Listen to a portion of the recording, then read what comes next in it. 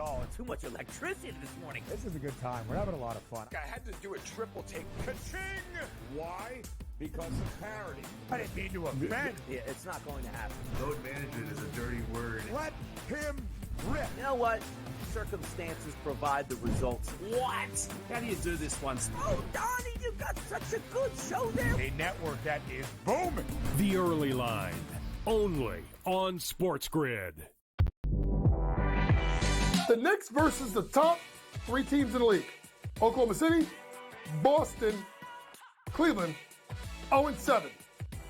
And you take out the 110-104 loss to Cleveland at home in October, and they lost by double digits every game.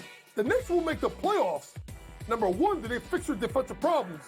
And 2, are they actually healthy? Betting above the rim, only on SportsGrid.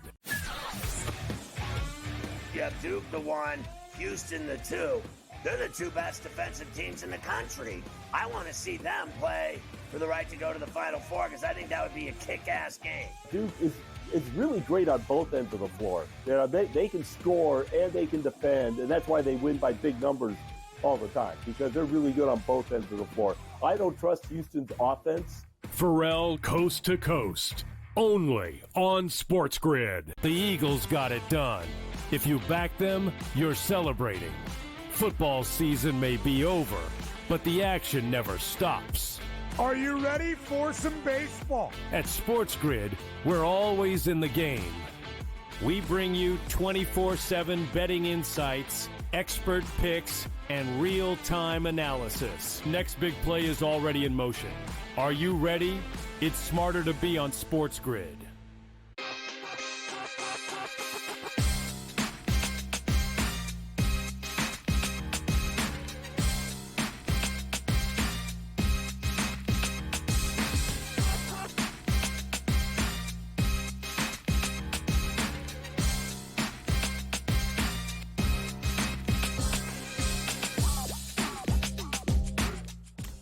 Live to the right here on SportsGrid. It is Game Time Decisions with you here on a Tuesday night. Kevin Walsh for the next 2 hours as we have a ton of basketball to break down. The college basketball board is plentiful here on this Tuesday night. Kentucky needing to bounce back with their loss to Auburn at home over the weekend, a double-digit favorite. Purdue against some of the local talent. That's right, Rutgers is in action. You know that means I am not in action, but the Boilermakers are a double-digit favorite against the sub-500 Scarlet Knights. Miss State laying against Texas. Auburn on the road is the big one. They are laying at A&M. Kenjani Broome bounce back. We'll see the Arizonas go head-to-head with the Wildcats hosting the Sun Devils, who's a big favorite. Iowa State is going to host BYU in our second ranked game here on this slate. We will go through the entirety of that college basketball board, where the options take us. We will also hit some of the big NFL news that came out today, and there certainly was a ton of it. We've seen Devontae Adams released by the Jets, perhaps an eye towards the West Coast and ready to separate from Aaron Rodgers. 3 obvious names or teams would then jump to the front. We'll get into that. We also know that Sam Darnold will officially not be tagged by the Minnesota Vikings. For me, Sam Darnold has an obvious decision to make. And I also think the Minnesota Vikings maybe told us a little bit about what the Sam Darnold market looks like. So we will be getting into that here. We also saw Saquon Barkley extended by the Philadelphia Eagles, which is always a good time to remind people that the Philadelphia Eagles did win the Super Bowl. And the most unbiased man in the history of sports media told you that was coming. What a beautiful thing, and what a delightful opportunity to send out that reminder. But let's start in the NBA tonight. Really interesting slate, some tricky spots. The one spot that I've already keyed in on is the Suns-Clippers game, playing over at 224.5. Clippers roll up against what is supposedly the best defense in basketball out of nowhere. That is the LA Lakers, and we saw their offense struggle quite a bit within those games. They also thought they would have Norman Powell for one of those games, re-injured his hamstring early on. They know they don't have him tonight, but they know they can get after it against the Phoenix Suns. Well, I don't know if the Suns will snap out of anything in terms of winning a basketball game. Their offense will be better than it was against Minnesota, scoring under 100 points in that game. Expect better from Phoenix at home. I do like over 224.5 in that game. There's a few other interesting spots on this slate. Houston and Indiana is a total that has been dropping. Certainly something that I agree with. I will say maybe the best bet, or actually, without a doubt, the best bet I made yesterday in the NBA was not betting Rockets Thunder over. These OKC games are averaging over 255 points since the All-Star break, a 7-game sample size, which is no joke. Perhaps inflated that Pacer total throughout the day. We have since seen it drop. I am interested in your Donovan Mitchell props tonight. Cleveland goes to battle against the Bulls, a bad defense. They will be without Evan Mobley. We've seen that occasionally open up even more chances for Donovan Mitchell to shine, and I think we may see that against Chicago. I've not clicked down just yet. There's a Taurean Prince look that I will be ready to fire on if we can get Kyle Kuzma officially out tonight, which he was originally doubtful, was upgraded to questionable, but 13.5 points plus rebounds for Prince is worth a play if Kyle Kuzma is out, but really only if that is the case. The Knicks, to me, look like a tempting side, but the absence of Karl Anthony Towns does complicate things a little bit. The Knicks are just a 2-point favorite, playing Golden State, who is on the second leg of a back-to-back. But the Knicks are just a 500 basketball team this season without Cat, and 5 of the 6 games that he's missed this year have been at home. So it's one of those spots where I'm not sure I can get to New York with that absence. The Sixers, because I'm a maniac, look tempting, but I'm not a maniac enough to actually play them. We fell on that sword last night. Paul George ended up out, and then Tyrese Maxey left in game, and it was what it was. Maxey, one of 2 guards who left in game with an injury in a side that I bet yesterday. Maxey, the far less notable absence. The more notable one, of course, and unfortunately, was Kyrie Irving. As Kyrie Irving tore his ACL early on in the game against the Sacramento Kings, was only able to play 9 minutes before suffering that injury. And the Dallas Mavericks now know for sure their season is over. The Dallas Mavericks, in fact, have now started to wonder, should they be shutting Anthony Davis down? Or maybe Anthony Davis is considering shutting it down. Neither one of those is great. For the Dallas Mavericks, this was a team that was in the NBA Finals last year, and I thought might be able to take it another step further this year. They were my preseason pick to win the NBA championship. Kyrie and Luka had proved to be a good duo, and everything around them had proved to be a strong defense. And when healthy, the early season returns suggested that was absolutely bang on. All Dallas needed was to get healthy and end up in a good seed line. And then they traded Luka Doncic. And everything that has happened since has only added insult to injury. Because watching Luka leave was something that it didn't seem like Mavericks fans were ever really going to get over. But AD went out there and was dazzling in his debut. And then got injured in game. And hasn't played since. But if you're the Mavs and you're like, let's just try and glass half full this thing, when we get healthy and get AD and Gafford and Lively back out there, maybe this can work. But it put a lot on Kyrie Irving, and the more you're out there, the more opportunity, unfortunately, there is for injury, and Kyrie Irving is now not only out for the rest of this season, it is on the board. Kyrie Irving is not eligible to play or available to play next season. Kyrie has a $43 million player option this summer. If he opts in, that probably tells us Kyrie Irving is going to take that money and rehab. That's a tough blow for the Dallas Mavericks. It's not like it would be any better if he opts out and leaves. If he opts out and wants new money, are the Mavericks prepared to pay him for it? If Kyrie leaves, then is Anthony Davis actually going to be okay with being in Dallas? We've never seen a title window close like this, because when you have a player like Luka Doncic, your title window is a decade long, and it opened seemingly last year. And now it feels as if the Mavericks' title window has been shut and sealed, and it may get even worse this offseason. Luka, though, plays tonight with the Lakers as a 9.5-point favorite. Austin Reeves still out, and that could potentially mean LeBron will be able to give you a full bounce back.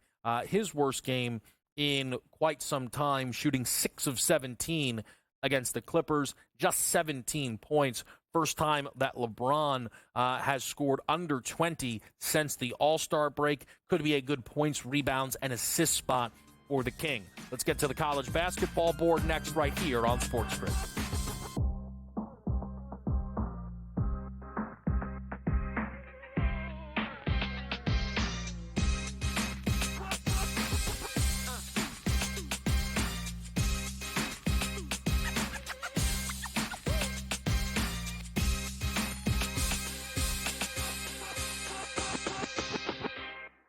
So my team didn't win this weekend, but I still did with this app that's taking over the game. Sports Millions Pick'em lets you make quick and easy predictions. Pick your favorite players, go higher or lower, and you can still win big even if your team loses. Plus, the multiplier is insane. With just a few picks, you can win big money.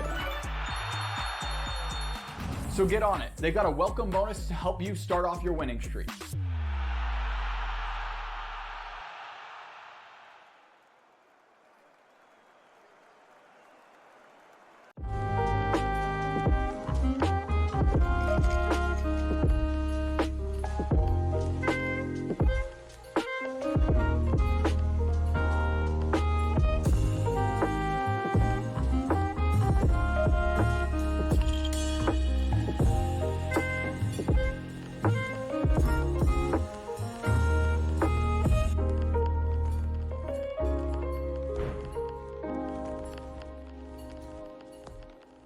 Anyone that's been to a sporting event, the atmosphere before a game, I think Game Time Decisions has that same exact atmosphere. This is our arena. This is what we do. There is going to be an energy to Game Time Decisions that you will feel night in and night out. The excitement you get when you lock your bets in, when you're figuring out what you want to do, we can zone in on the biggest games each night. I want this to be the place that people come to before the games start, so they feel as ready as possible to lock in their cards. We are going to hit every single one of those markets that you need to know about. We're going to go through every single thing, and I've got a great team behind me that's going to help me get the job done. There is not going to be a better place, I promise you, than Game Time Decisions to get that new information, react to it, and be able to then bet accordingly. We will have everything at our disposal, and we will use that to our advantage. I'm Kevin Walsh. Tune into Game Time Decisions from 6 to 8 p.m. Eastern on SportsGrid. The two guys that can do it all. Too much electricity this morning. This is a good time. We're having a lot of fun. I had to do a triple take. Ka-ching! Why? Because of parity. I didn't mean to offend. Yeah, it's not going to happen. Load management is a dirty word. Let him rip. You know what? Circumstances provide the results. What? How do you do this one? Oh, Donnie, you got such a good show there. A network that is booming. The Early Line, only on SportsGrid.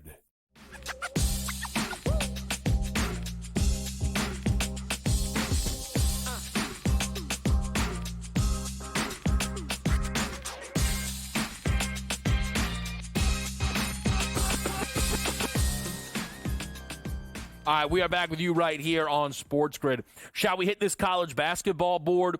Tonight, a couple of interesting spots that I'm locked in on. We can zoom out after we go through the action. A&M Auburn, give me the under 151.5. I do not mind Janai Broom. Bounce back spot plays, 31.5 points plus rebounds. If you'd like to get involved, Janai Broom, for the first time, played a full game and did not score double digits. He played 2 minutes against Georgia State, scored 2, was injured against South Carolina and scored 6. Didn't get injured against Kentucky, only scored 9.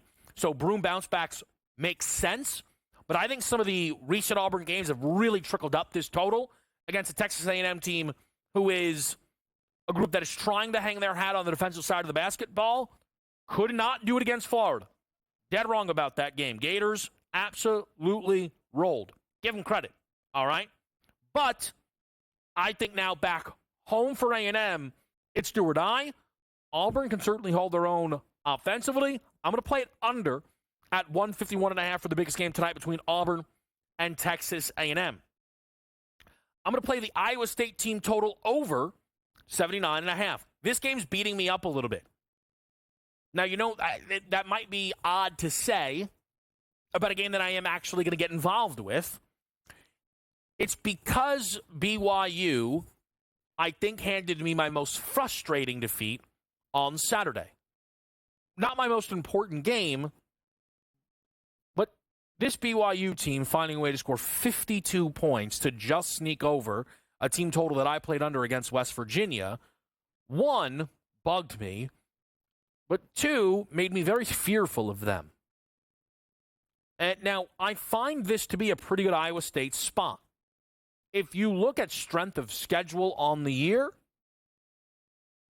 I know this will sound odd for a team that plays in a conference like the Big 12. You would think this shouldn't be true, but it is. BYU's is pretty soft. They played Houston in the second game of the Big 12 season, Texas Tech in the third. They've played neither team since. They won't. They've not played Iowa State. Now, they did win at Arizona. That was a season split. Yes, they rolled to Kansas. They hosted them. They didn't have to go to KU.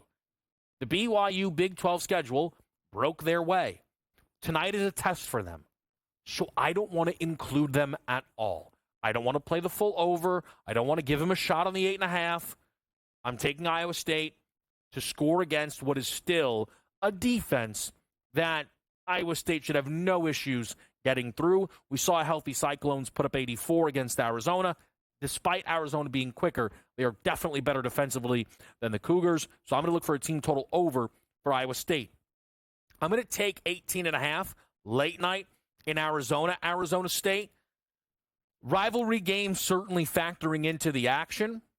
The nature of this rivalry game factoring in as well. It was very hot, very highly contested when Arizona went to Arizona State. I think that factors in. I feel as if the Sun Devil might have been looking ahead a little bit with the way that they got rolled up against Utah. And look, if you're in Arizona State, you're going to close it at home against Texas Tech. Okay, all fine and good, but let's be clear. Not many opportunities for Arizona State to give a Super Bowl level effort against your bitter rival who you had a hotly contested matchup against, like Arizona State, is that perfect opportunity. I know Arizona is coming off of a loss. Arizona's kind of hit a lull. They've lost 4 of their last 6 games, so I'm not really too bothered about what this team's ATS record is following a loss on the season. I think the number is fine, but I think Arizona State stays inside it. And then the one game that is not involving any ranked action but does have me involved, that is going to be Vanderbilt-Arkansas. I really like Arkansas catching 7.5. I think we've gone sideways in this game here. I get it, the Razorbacks. I get it. They lost at South Carolina. South Carolina has closed the season with some pride, and good for them.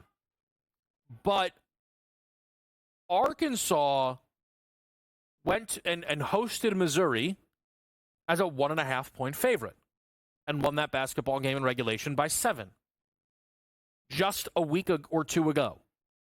Then this Saturday, Vanderbilt hosted Missouri as well as a 1.5-point home dog.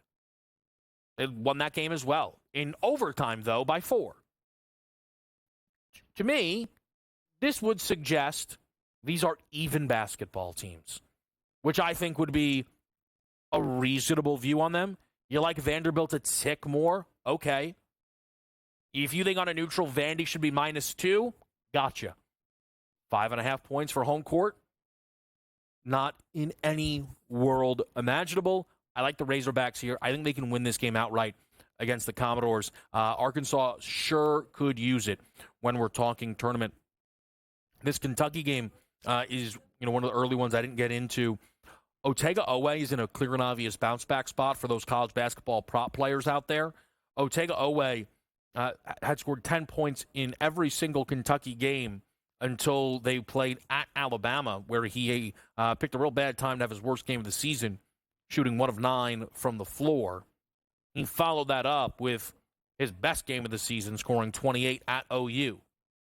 He then followed that up with a lot of foul trouble and a whole bunch of nothing against Auburn, shooting 1 of 3 for 4 points. So it's 15.5. I think he can get over it. LSU's not great defensively. Here's the problem. If the 28 came against Georgia, South Carolina, maybe is a better example, I'd be like, okay, we've seen what it looks like. Otega-Oweh, for anybody who does not know, went to Oklahoma before Kentucky. So Oweh stepping up was always going to happen for that game, whether he came off a bad one or a great one, in my eyes. So I almost wonder, is he kind of running into a wall a little bit, right? Do they need Otega's best to beat and really extend on LSU? That's where I lost a little bit of the confidence in playing Otega-Oweh.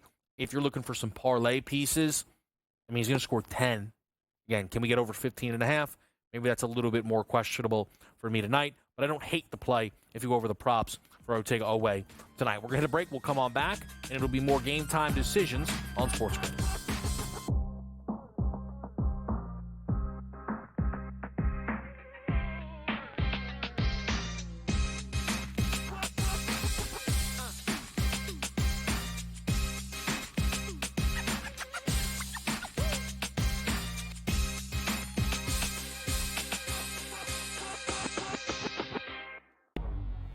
Two guys that can do it all. Too much electricity this morning. This is a good time. We're having a lot of fun. I had to do a triple take. Ka-ching! Why? Because of parity. I didn't mean to offend. Yeah, it's not going to happen. Load management is a dirty word. Let him rip. You know what? Circumstances provide the results. What? How do you do this once? Oh, Donnie, you got such a good show there. A network that is booming. The Early Line, only on SportsGrid. The Knicks versus the top 3 teams in the league. Oklahoma City, Boston, Cleveland, 0-7. And you take out the 110-104 loss to Cleveland at home in October, and they've lost by double digits every game. The Knicks will make the playoffs. Number 1, do they fix their defensive problems? And 2, are they actually healthy? Betting above the rim, only on SportsGrid. You have Duke the 1, Houston the 2. They're the 2 best defensive teams in the country. I want to see them play for the right to go to the Final Four because I think that would be a kick-ass game. Duke is really great on both ends of the floor. They can score and they can defend, and that's why they win by big numbers all the time, because they're really good on both ends of the floor. I don't trust Houston's offense. Pharrell coast to coast, only on SportsGrid. The Eagles got it done. If you back them, you're celebrating. Football season may be over, but the action never stops. Are you ready for some baseball? At SportsGrid, we're always in the game. We bring you 24/7 betting insights, expert picks, and real-time analysis. Next big play is already in motion. Are you ready? It's smarter to be on SportsGrid.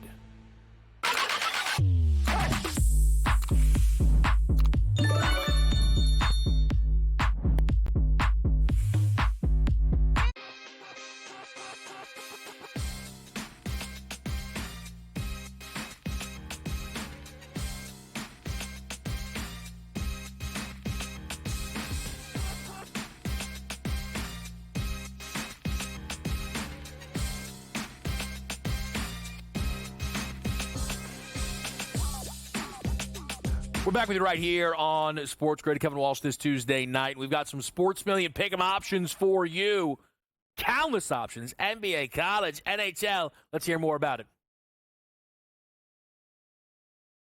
Happy Tuesday, everyone. It's time to jump into our Sports Millions pick'ems here on the grid. Now, Tom, yesterday I went 1-1, so that three-time multiplier wasn't able to come through. I'm hoping to get back to it today. I'm going to look at two different games here, but firstly, what do you have for us?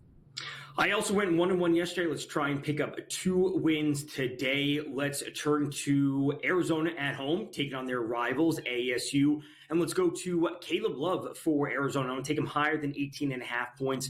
Very rough recent game for him. 2 of 15 from the field versus Iowa State. But this is a player that leads Arizona in scoring. He's been over 20 points 4 times in the last 10 games. Again, this is an important game, not just because it's a rival game, going up against ASU, but they're fighting for the top, at the top of the Big 12 in terms of seeding. So I like their best score to get back on home court, get the scoring going. Now, talking about Iowa State, let's turn to their matchup tonight versus BYU. And I want to turn to a BYU player, Richie Saunders. Not first points, but higher than 4.5 rebounds. We know BYU, they've been pouring in the points as of late. But this is also a very, very important matchup in the Big 12 standings. Both teams are tied at 12-6. We also see this as a very tough defensive matchup.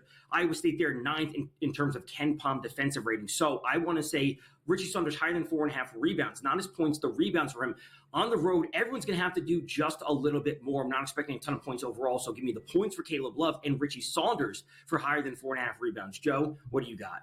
I love that rebound market that you're looking at. Okay, so I'm going to look at two different games here. The first one will be Villanova versus Georgetown. Now, it is seniors night in Georgetown, and I hate to do it on seniors night, but I will look at Micah Peavy lower than 19.5 points here for them. I look at him, and yes, he has been really stepping it up as of late. In the last time he faced Villanova in that Georgetown win on the road, which they won 64-23, he was able to go higher than this number. But I'm looking at Villanova tonight, rolling into Georgetown. I'm looking for them to really slow the pace. I'm looking for defense to come out to play and for them to know Micah Peavy has to be slowed down out there on the court. I don't think he'll be able to break free in transition in this game, and I'm looking for Villanova to just shut him out of it. So Micah Peavy lower than 19.5 points for my first, and then I'll look at the game here.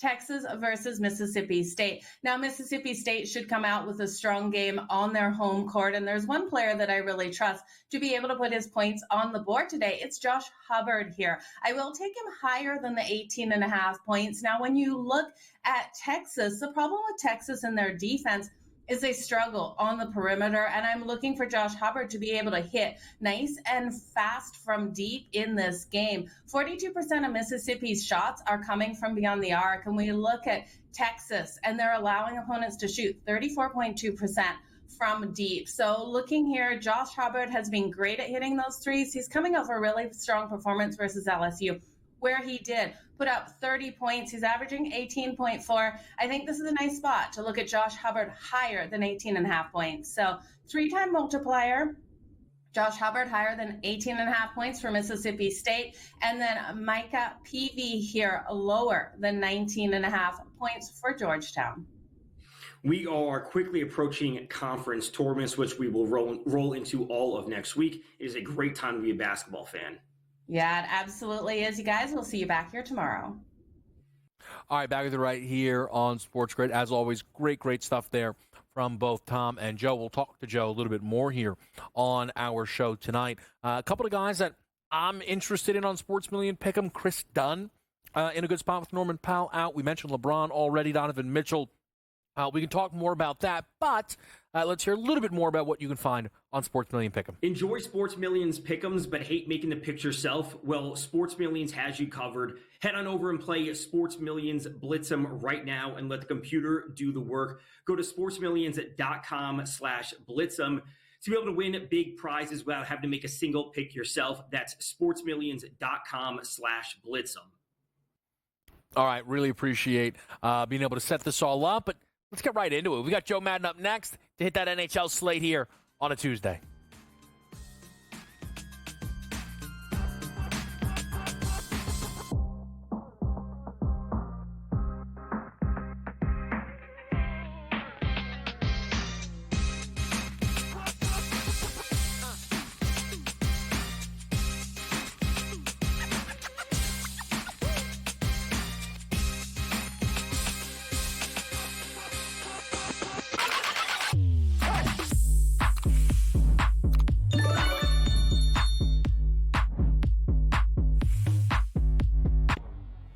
two guys that can do it all. Too much electricity this morning. This is a good time. We're having a lot of fun. I had to do a triple take. Ka-ching! Why? Because of parity. I didn't mean to offend. Yeah, it's not going to happen. Load management is a dirty word. Let him rip. You know what? Circumstances provide the results. What? How do you do this once? Oh, Donnie, you got such a good show there. A network that is booming. The Early Line, only on SportsGrid. The Knicks versus the top 3 teams in the league. Oklahoma City, Boston, Cleveland, 0-7.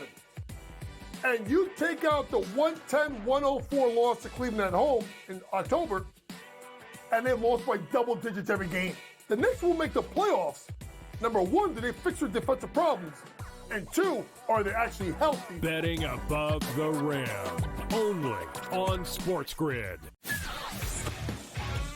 You have Duke the 1, Houston the 2.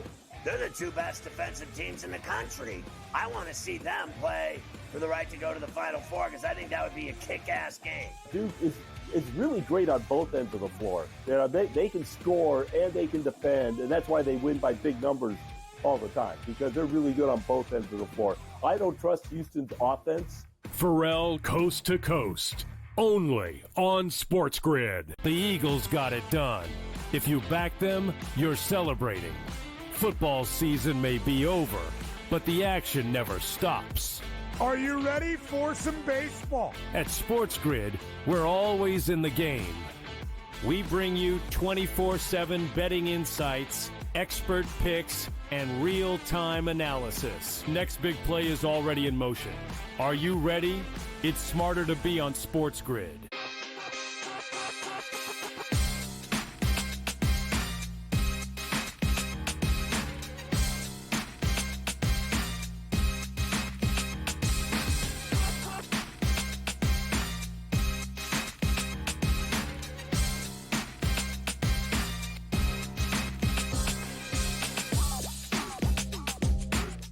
All right, we are back with you right here on Game Time Decisions. Just some quick NBA injury news that came in over the last 10 or 15 minutes.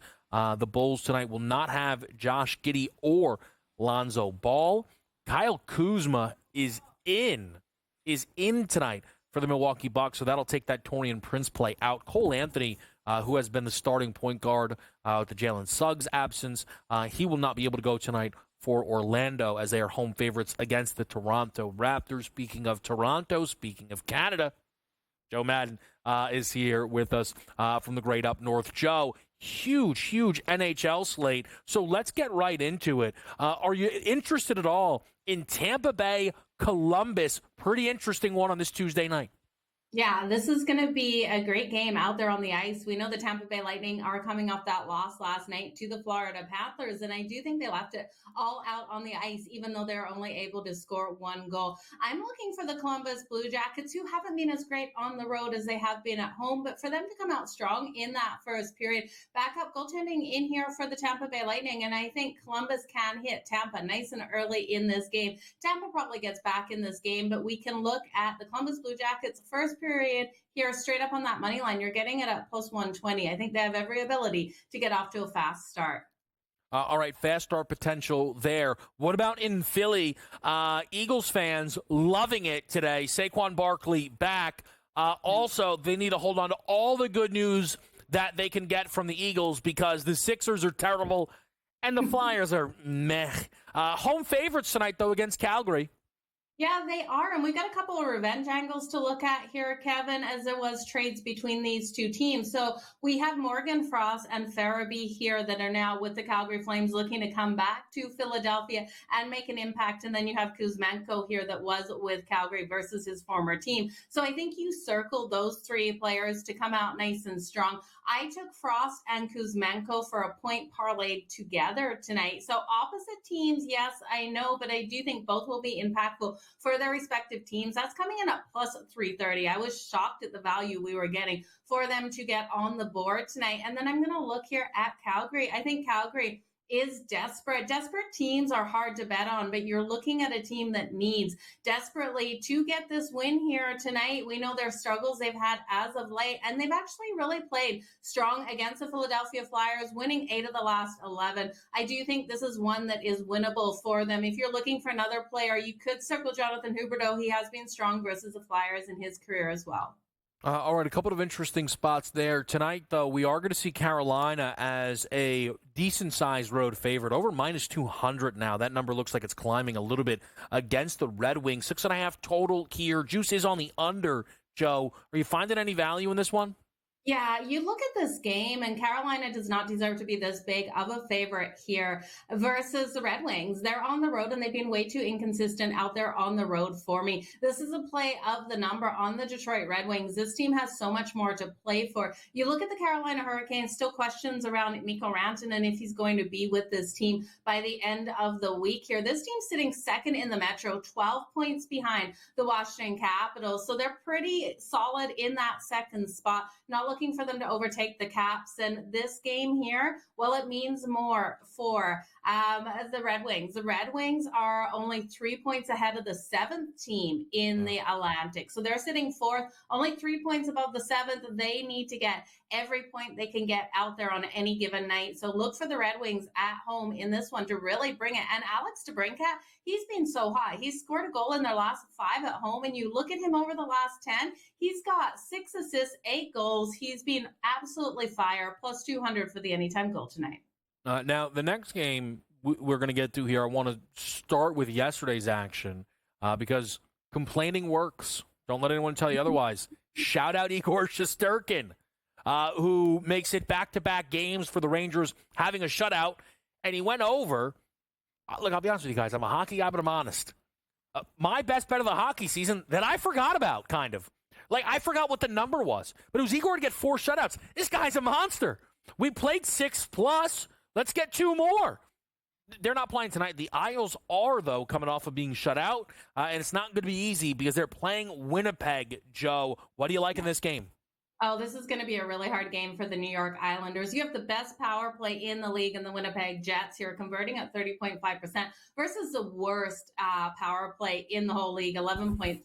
We also have a solid kill here for the Winnipeg Jets, almost at 80%. Weak kill here for the Isles. The only thing the Isles do have on their side is they take limited penalties, but any given opportunity here will equal power play points for the Winnipeg Jets on this team. I do think the Islanders need to be sellers, and I think they need to start making these moves really quick. We are sitting here at Tuesday and looking at the Winnipeg Jets. They're off a couple losses. This team is going to be frustrated. They're going to come out nice and hard. So look for the Winnipeg Jets. You could take them in regulation. You're going to have to lay minus 125. You could look at them first period puck line minus a half a goal. That's coming in at plus 132. But what I love here is looking just at these players for their respective points, goals, or assists tonight. I'm going to look at Kyle Connor. He's coming up to point number 75. The regular point's too juicy, but give me the power play point tonight at plus 200. Mark Scheifele, goal number 35 today on the season, will give you at plus 150 odds. Again, 34 goals already for him, 33 assists, so 67 points. And then Josh Morrissey for the assists. Now you're going to have to lay the juice. It will be number 40 tonight at minus 122. He's been so strong. You could also look at parlaying all 3 of them just for a straight out point. That's coming in at plus 121, Kevin. If your book will allow that power play point tonight, I would 100% convert all 3 into a power play point for a parlay, for a sprinkle, because they're all on that top line. All right, a couple of great looks then there for that game between Winnipeg and the Isles. We'll keep it local, though the game is in Dallas, but it's the New Jersey Devils that are going to take the ice against the Stars. Some love for the road team here, Joe? Yeah, absolutely. You look at Jacob Markstrom. He had a hard outing that first game out versus Vegas, and I'm looking for him to have that bounce-back performance. Now, Casey DeSmith will be in the net for the Dallas Stars, and we know Jack Hughes out of this lineup, unsure how long it's going to be here. For the Devils, I do think other players step up. Look for players like Dougie Hamilton to be strong from that blue line, get those shots on Casey DeSmith. You're also looking at Timo Meier to come out nice and strong in this game, and I think the Devils have every ability to get the win. They're off a loss to Vegas 2-0 on Sunday, and we've seen the Stars rolling nice and hot. I do think it would be a lower scoring game, but one where we're going to see some sneaky plays out of the New Jersey Devils. The road team has had the advantage between these two. It's surprising to see the road teams win the last 8. So give me that trend. Give me a Devils team that's pushing here, third in the Metro, to be able to get it done with that great plus 140 money. And then, again, we're here with Joe Madden. Joe, before we let you get out of here on this Tuesday night, we got to talk the Oilers, against the Anaheim Ducks. I don't know. For me, it feels like buyer beware. They're that long road trip. They close it, finally snap the losing streak. Great momentum. A great win against Carolina. Almost minus 400 tonight against the Ducks here. Feels too good to be true. What do you see? Okay, so I searched for some plus money on this one, Kevin, because I wanted to find a way to bet Edmonton here, which is something I normally don't say. The Ducks just cannot play here in Edmonton. They have lost the last 4. They've also lost 8 of the last 9 meetings versus the Edmonton Oilers. One thing we know about Edmonton is they can come out strong out of the gate, and they've lost some games because they've let them go. I found a team total for the Edmonton Oilers in the first period, and this is something that I've missed playing all season. Over 1.5 goals for the Edmonton Oilers in the first period is coming in at plus 164. It almost seems too good to be true out there. As we know, Leon Draisaitl, Connor McDavid, these players are going to be hungry to get back in action here at home. They haven't played at home since February 7th. Look for a hot start, and then I don't care what happens in the rest of the game. So the Oilers first period over 1.5 goals by themselves. All right, fantastic as always. Joe, appreciate it. Best of luck here on tonight's ice. Best of luck to you and everyone else, Kevin. Thank you. All right, quick break. We'll be right back on Game Time Decisions live on SportsGrid. Keep it right here.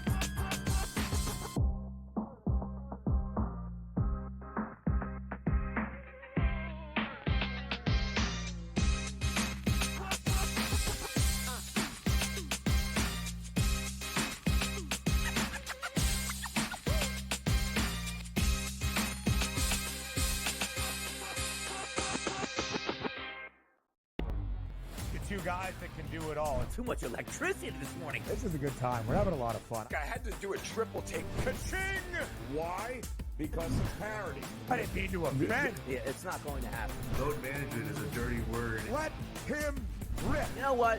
Circumstances provide the results. What? How do you do this one? Oh, Donnie, you've got such a good show there. A network that is booming. The Early Line, only on SportsGrid. Remember when everyone was upset about NIL? You know what NIL did? Make sure Cooper Flagg wasn't playing with the G League Ignite. That's good for us. That's good for college basketball. When the best players are actually playing college basketball. You're going to get battle tested. And it doesn't matter, Kevin, if you're at home or on the road. If you don't come ready to play in the SEC, you're going home with an L. Betting above the rim, only on SportsGrid. He doesn't feel like he gets enough recognition for his achievements. I'm on a really good team, and I'm like, I don't matter, but I'll have nights I'll have 21, 19, 18, because I don't matter. I would rather be on a team, a good team that wins, than care about myself. I mean, honestly, wouldn't you rather just play with dudes that are great and win? Pharrell Coast to Coast, only on SportsGrid. The Eagles got it done. If you back them, you're celebrating. Football season may be over, but the action never stops. Are you ready for some baseball? At SportsGrid, we're always in the game. We bring you 24/7 betting insights, expert picks, and real-time analysis. Next big play is already in motion. Are you ready? It's smarter to be on SportsGrid.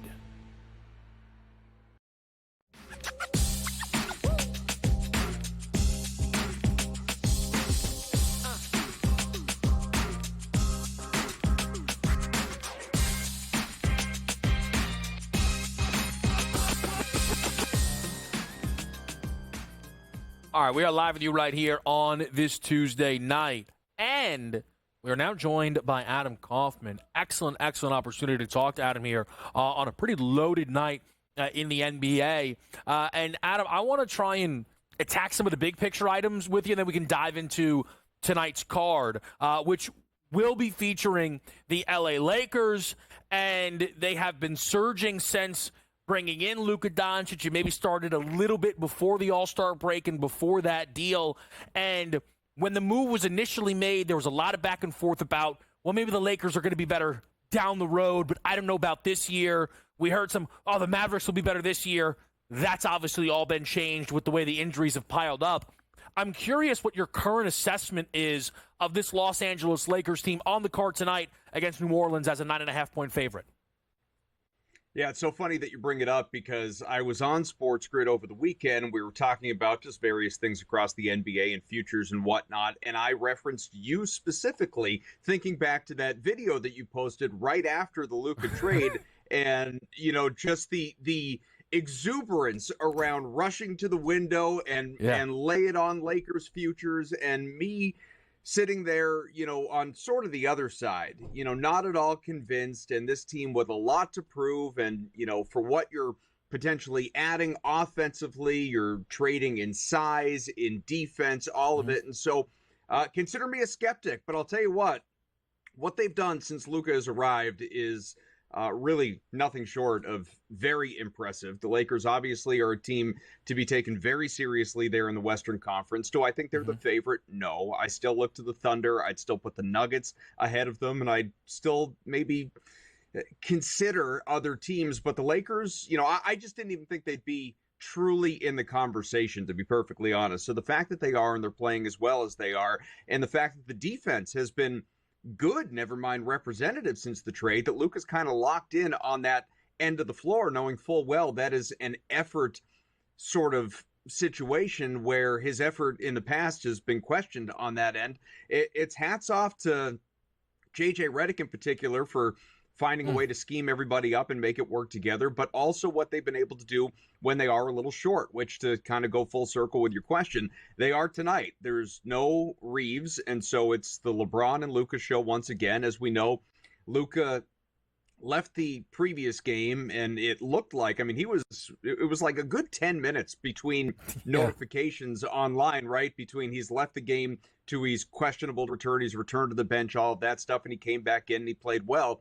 Biggest surprise for me in that last game and the impact on it tonight is that despite the number of shots, and there were 17, it was a quiet night for LeBron James. He went into that needing 18 points to get to 50,000 career, and no player obviously in NBA history has ever hit that benchmark. And so I figured he gets to 18, they stop the game, they make a big show of it, it's at home, you punctuate the win, all of that stuff. Lands on 17, Kevin. So tonight, that has me thinking about LeBron first basket narrative, which obviously you can get at pretty good plus money. I think he's going to be aggressive trying to knock that one out, just get it out of the way, get it done, focus on the game going forward. And between he and Luka, I just don't think this is going to be a problematic win. I really don't. I would lay the number. I think it's going to be a good game for Trey Murphy on the other side. I think they probably do a good job defensively to take Zion out of this one. I think Luka scores the ball. I think LeBron over on rebounds plus assists. And, we get a game that ultimately is pretty lopsided, and LeBron has an impact. Yeah, I think it's a great breakdown on the game tonight. I will say LeBron is someone who's always very aware of those things. So, I would have thought going into the last game, if it was on his mind, he sometimes tries to get him out of the way early. Didn't have it going. Makes sense, the first basket play. So pull back to the initial point, that video, one, I couldn't believe Luka got traded. But two, the main thing was I knew I would beat the number because there was no way. Yeah. The books were still like, oh, is this dupe, right? I didn't know how pleased I would be. And truly, Adam, when the Mark Williams deal fell through, I was pretty annoyed about that because it's like, well, they don't even have any remote chance to try and answer a position that they were trying to answer. And all of a sudden, the Lakers, and I want to be careful here because I don't want to make it simple that I'm comparing them to the reigning defending champions, but the Lakers' MO seems to be similar to Boston's of, we'll just switch everything. And I wonder if it's simplified things for them on that side of the end where maybe they were relying a little bit too much on Anthony Davis. And again, it has that side of the ball working in a way that people wouldn't have anticipated. to bring up the Boston Celtics. Everybody knows they're great. We know that. I think the big Celtic question is, how real are the Cavs? Tonight, a big road favorite against the Chicago Bulls. I'm curious what your current perception around Cleveland is.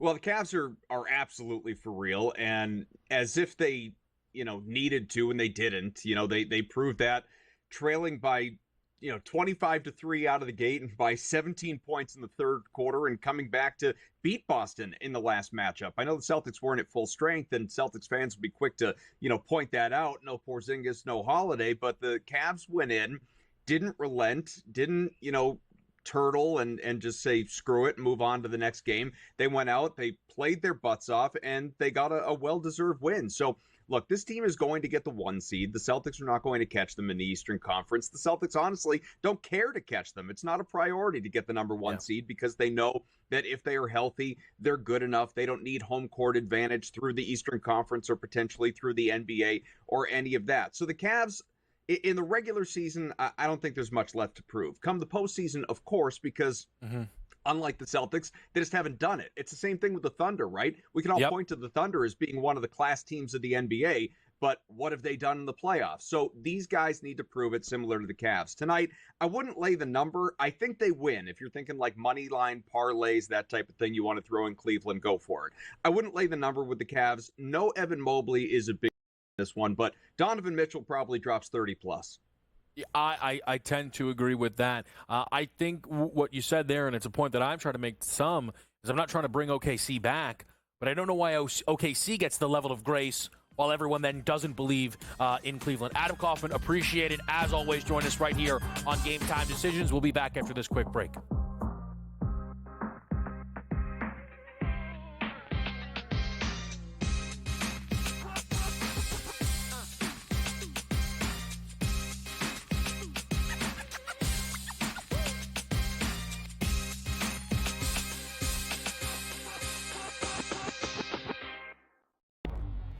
Two guys that can do it all. Too much electricity this morning. This is a good time. We're having a lot of fun. I had to do a triple take. Ka-ching!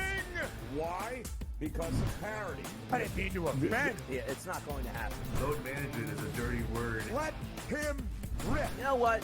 Circumstances provide the results. What? How do you do this one? Oh, Donnie, you've got such a good show there. A network that is booming. The Early Line, only on SportsGrid. Remember when everyone was upset about NIL? You know what NIL did? Make sure Cooper Flag wasn't playing with the G League Ignite.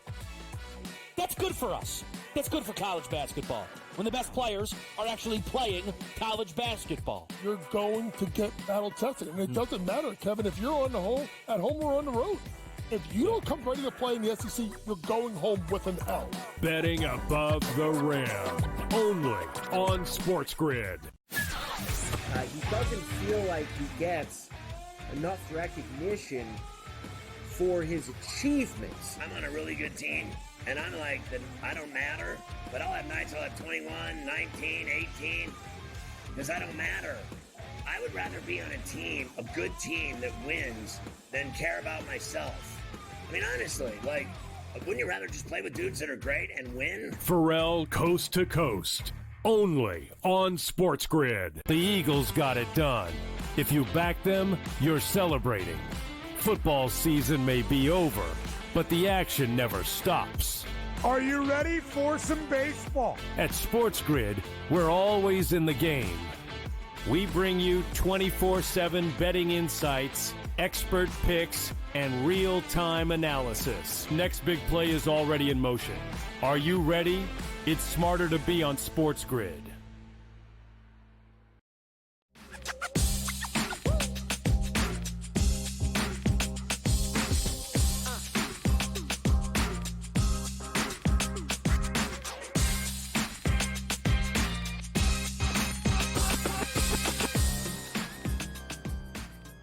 All right, we are live with you right here on Game Time Decisions. In the 7 o'clock window, no action for me actually coming up. Looks like I'm going to be involved in a lot of the late slate here, but it will feature ranked games, Kentucky, LSU, Memphis on the road against the Road Runners, meet, and then Purdue hosting and laying against Rutgers. Over in the association, you will see 2 games tipped. That is Indiana as a home favorite against the Rockets, and then Orlando as a home favorite against the Toronto Raptors. Let's bring some NFL into the mix. Today was the last chance to franchise tag anyone, and the Minnesota Vikings operating a rational football team. How interesting, how noble.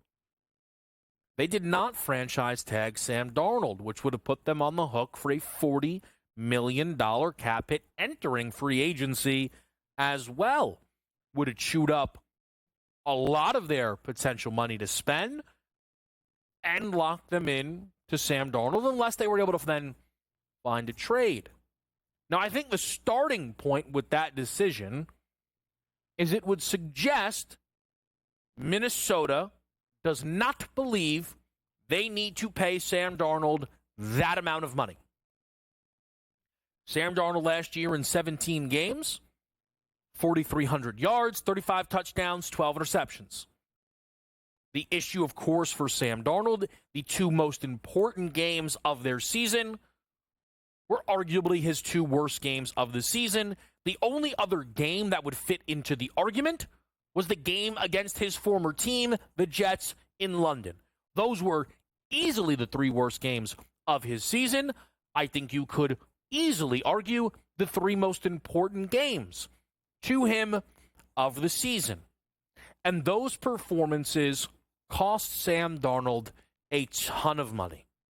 Had Darnold won either the game against Detroit or LA, the Week 18 finale, or the wild card opener, Sam Darnold would have had an easy time, I think, finding himself a contract where he feels as if he is a franchise-level quarterback.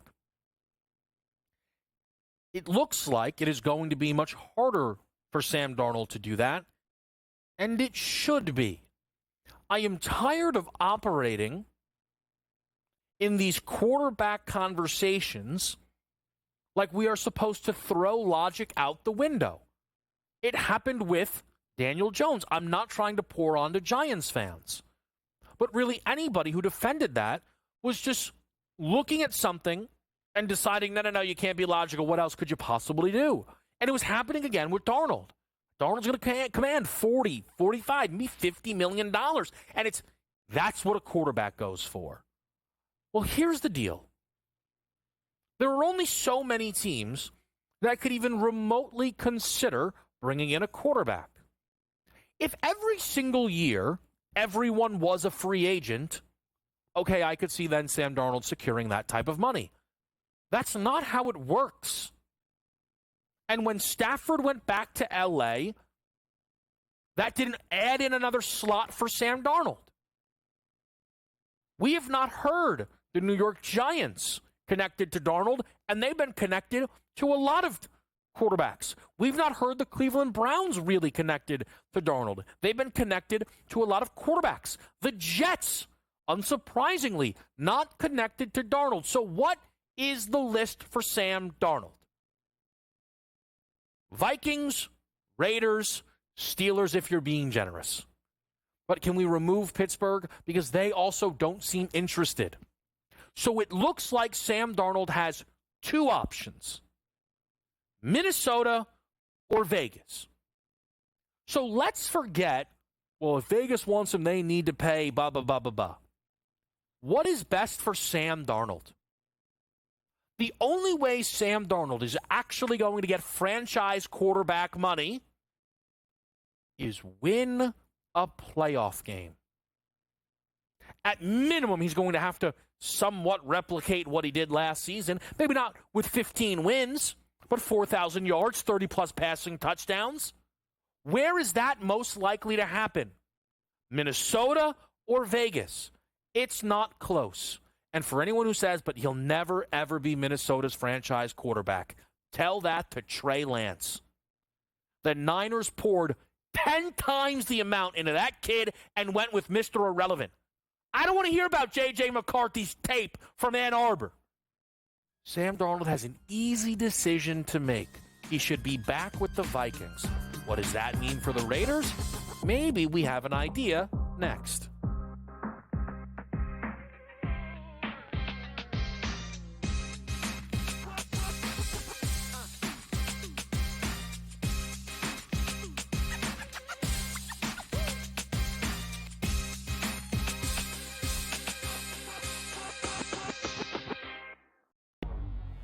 Two guys that can do it all. Too much electricity this morning. This is a good time. We're having a lot of fun. I had to do a triple take. Ka-ching!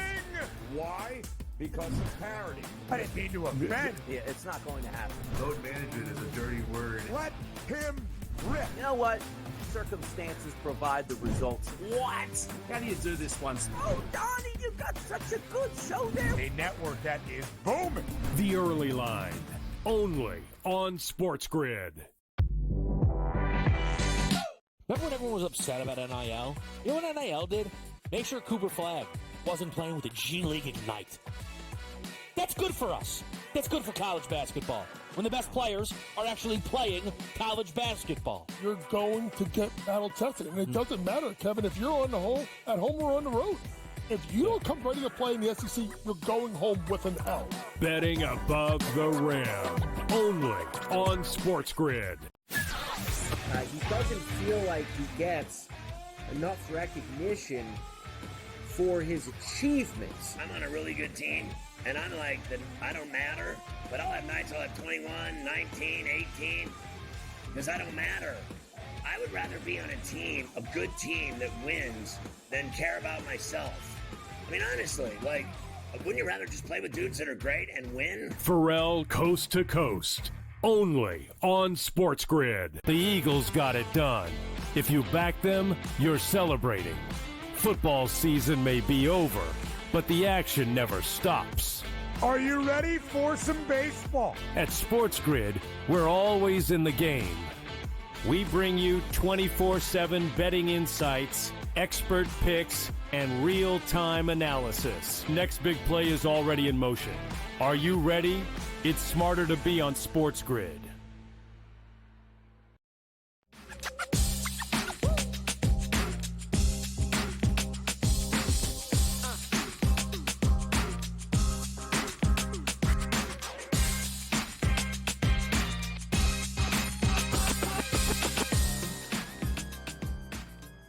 Welcome back in, and it is Game Time Decisions. We're with you right here on SportsGrid. Some of the college slates starting to get underway. NBA will tip in just a bit. If you're tuning in, you're like, what's the card look like tonight? It doesn't start for a while, but let's get it to you. In the NBA, only action really for me tonight looks like it's going to be Suns-Clippers over 224.5. Good spot for the Clips, getting away from what is right now one of the best defenses in basketball in the LA Lakers and playing a sleepy Phoenix team. Suns, I don't know if the effort will ever be there on the defensive side of the ball. Offensively, they should bounce back from a sub-100 performance that they had against Minnesota, staying at home. College card for me, 4 picks long. We've got a couple of sides involved, the team total, and a straight under in A&M Auburn at 151.5. Give me the Iowa State team total tonight. I like the Cyclones over 79.5 against BYU. I want to make BYU prove it. That's why I'm not going to play the full game over there against a top team like Iowa State. I'll take Arizona State in the rivalry game against Arizona. Again, very heated first matchup for those teams. Should be heated again. And I hope so, because that then would give us a good chance to stay inside this number. Lastly, give me the Razorbacks catching 7.5 from Vanderbilt. I think we've got a wild overreaction due to, one, Vandy beating Missouri, which Arkansas also did, and Arkansas more so losing to South Carolina on the road. I like the Razorbacks catching 7.5. So we just talked Sam Darnold. And I think Sam Darnold has legitimately an easy decision on his plate. He should go back to Minnesota. I really, really believe that. And if he does, Vegas could be looking around. Who does not look, they do not look interested in having a rookie start for a quarterback. Well, some other news could potentially give us an answer on what the Raiders will do. We saw today the New York Jets release Davante Adams. All in all, what else were they going to do? They were hoping to trade him. It didn't work out. They made another mistake tied to the Aaron Rodgers deal. And it was just time to cut ties more than anything else.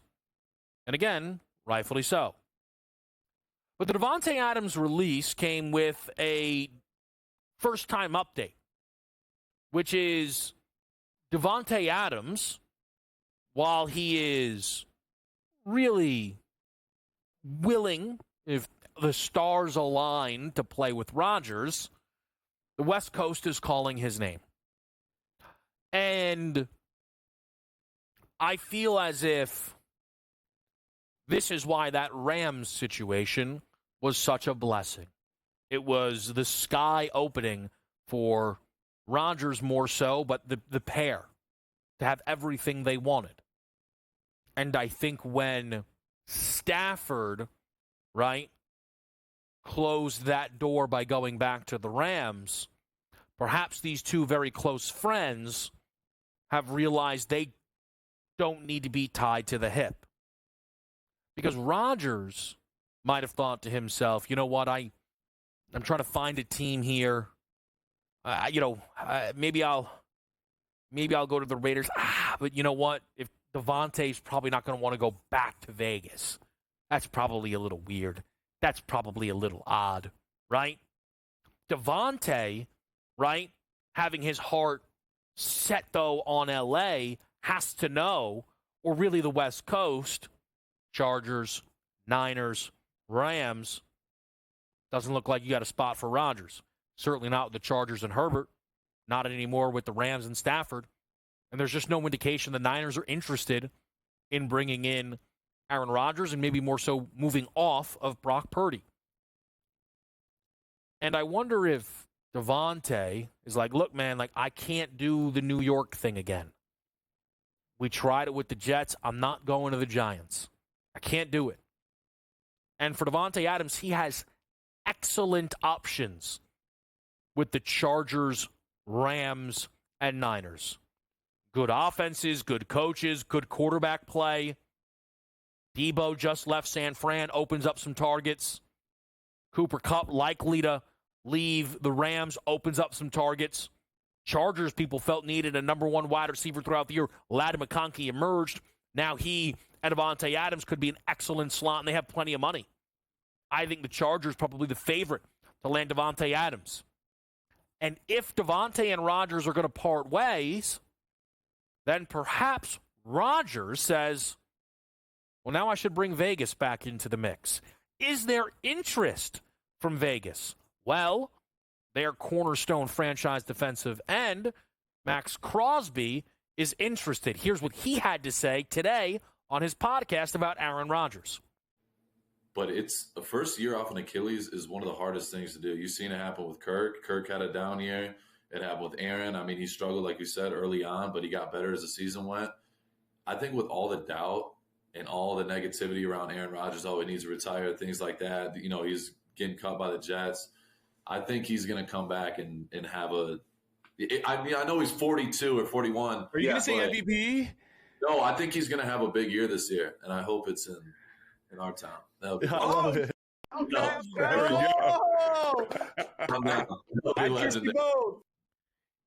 Max Crosby interested. Max Crosby very important to the Vegas Raiders. And I'm interested as well. Because I think it makes a lot more sense than the Rodgers-Giants stuff that we have ongoing. All of the reports and all of the odds are telling us the Giants are trying to move up to number one. I mean, let's call it what it is, the game time decisions market. I think we've cornered it. Who out there talks about it more than us? Odds to draft first overall. Co-favorites, Titans and Giants. It is going to cost the New York Giants a ton, it appears, to move up to first, where every indication is they will draft Cam Ward. Giants fans, Giants coaches, Giants owners will probably love to see Cam Ward sooner than later. And if that's going to be the case, why would you need Aaron Rodgers in front of him? You don't need someone with that much cachet. Bring in, and certainly not that much circus. Bring in Russell Wilson, Carson Wentz, Joe Flacco. You don't need a star to shine bright if you're going to move heaven and earth to move up to first overall and draft Cam Ward. And if you're Rodgers and you're trying to hold on, do you really want to go to the team that's about to trade up potentially for the first overall pick? Because Rodgers, come on, they were going to bench him for who? If Rodgers struggles with the Giants, it's done like that. He's cut tomorrow. With the Raiders, not so much. Not so much. And I'm sure there's a Brady-Rodgers relationship. And heck, if Pete Carroll's been around for so long, he's probably got one with Aaron Rodgers as well. And we know Vegas is looking to address that quarterback position. But we've heard Vegas is also maybe a little bit more willing to do that in round 2, as much as they might be in round number 1. Rodgers to Vegas, Cam Ward to the Giants, Sam Darnold to Minnesota, Devontae Adams to the Chargers. Things may be starting to line up. Unless you're the Jets. I have absolutely no idea who's going to play quarterback for that team next season. We're going to take a break. We'll update you, the college basketball world, next right here on Sports.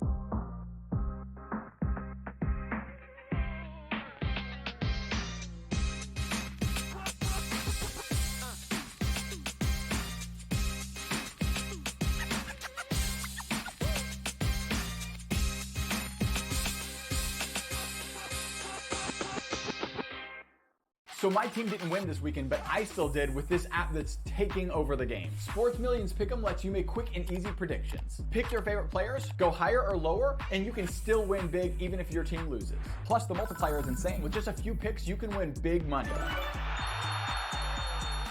So get on it. They've got a welcome bonus to help you start off your winning streak.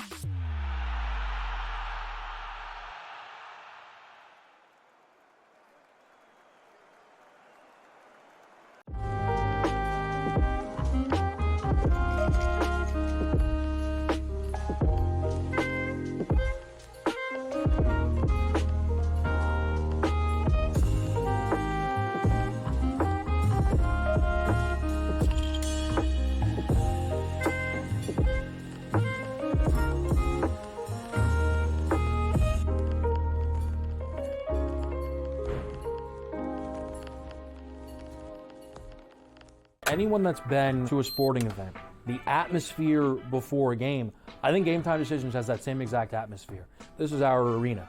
This is what we do. There is going to be an energy to GameTime Decisions that you will feel night in and night out. The excitement you get when you lock your bets in, when you're figuring out what you want to do, we can zone in on the biggest games each night. I want this to be the place that people come to before the games start so they feel as ready as possible to lock in their cards. We are going to hit every single one of those markets that you need to know about. We're going to go through every single thing, and I've got a great team behind me that's going to help me get the job done. There is not going to be a better place, I promise you, than GameTime Decisions to get that new information, react to it, and be able to then bet accordingly. We will have everything at our disposal, and we will use that to our advantage. I'm Kevin Walsh. Tune into GameTime Decisions from 6 to 8 p.m. Eastern on SportsGrid. The two guys that can do it all. Too much electricity this morning. This is a good time. We're having a lot of fun. I had to do a triple take. Ka-ching! Why? Because of parity. I didn't mean to offend. Yeah, it's not going to happen. Load management is a dirty word. Let him rip. You know what? Circumstances provide the results. What? How do you do this one? Oh, Donnie, you got such a good show there. A network that is booming. The Early Line, only on SportsGrid.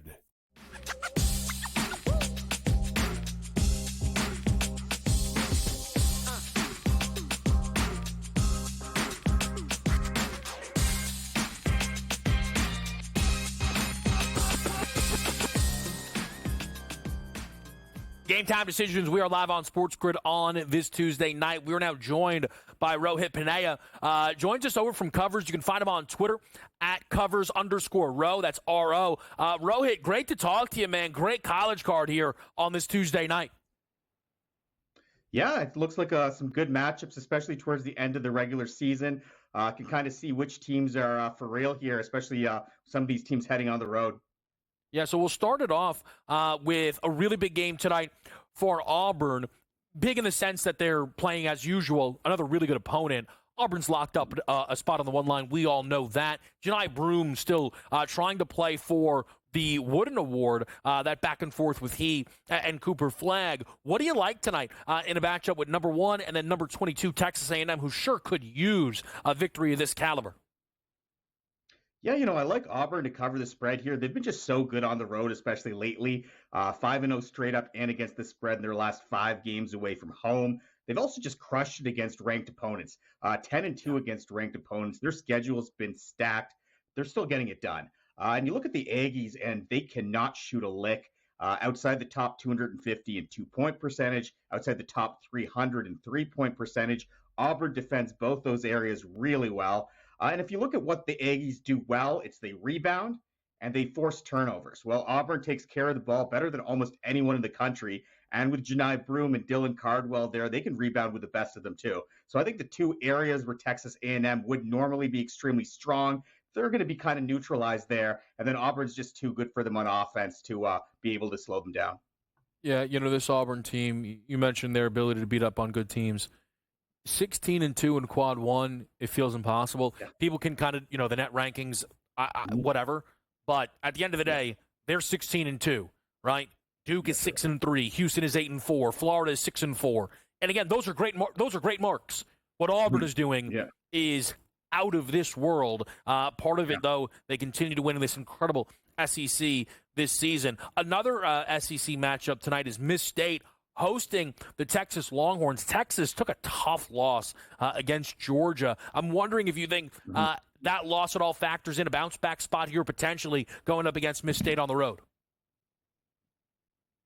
Yeah, I think you're going to get a much better effort from them. It's been a bit of a disappointing season for them. Mississippi State is kind of, I wouldn't say collapsed, but after starting this strong, they've kind of struggled as well. But what I'm kind of looking forward is some of the player props here. I think we're going to see a high-scoring game. Both these teams have been crushing overs lately, and both these teams really struggle to defend at the arc. So I'm focusing on a couple of the star players here. I love the over points for Josh Hubbard. I got that at 18.5 points earlier today. That's a number he's gone above in 7 of his last 9 games. Hubbard's also way more efficient at home.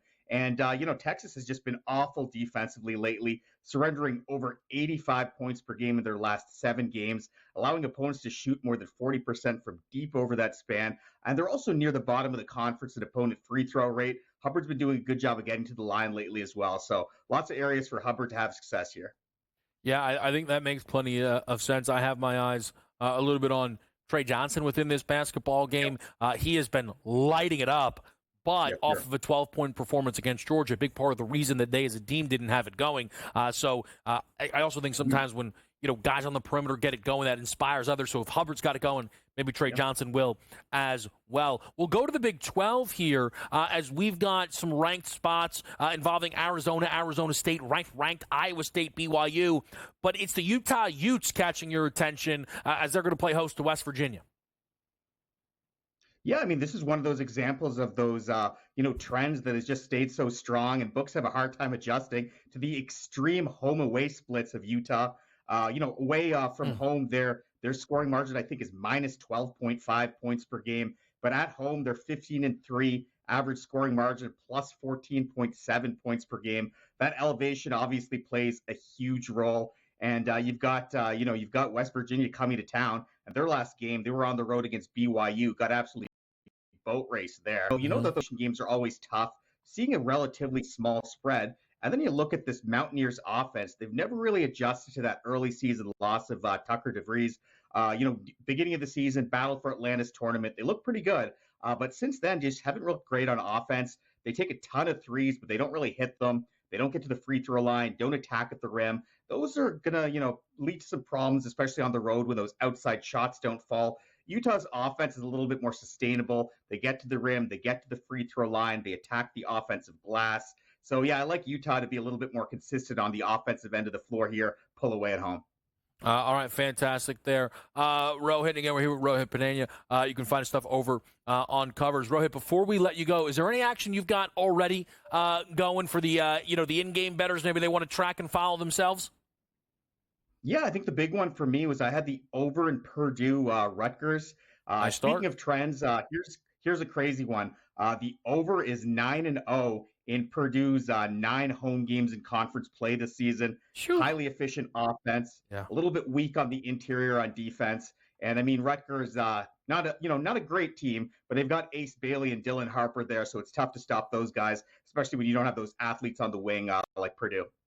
Yeah, and look, I'm sure those two are going to give it their all for probably one of their 2 final college games they're going to play. The season's not worked out with how they were hoping, so you might as well make the most of it. Rohit, really appreciate you stopping by here, and best of luck on this college card tonight. Thanks, Kevin. Best of luck. All right, great stuff there. Again, that is Rohit Panaya. You can find him over on Twitter at @covers_row. That is RO. So make sure you do check him out. Make sure you get involved in the mix. I know some of our crew in the back following along with some of Rohit's plays tonight. A lot of excitement, I think. Seems like around that Miss State Texas game. People like the juice, and that game could have plenty of it here. I'll tell you, though, for some of these SEC teams, it's one of those things. Look, a lot of the numbers are very good. Could use some upsets, though. If you're Texas, man, it's not easy to win at Miss State. Yeah, but you got to get it done. You want to get in this tournament, you got to get it done. Arkansas, at Vanderbilt. It might be tough. You got to get it done. You got to get it done, right? And if you're Texas A&M, they're in. But we're talking seed line. A win against Auburn goes a long way, man. And look, it's a 4.5-point line. Not catching 14. It's a winnable game. We'll see what they're able to do. We'll update you on all things going on the live board after a quick break. We're with you right here on SportsGrid.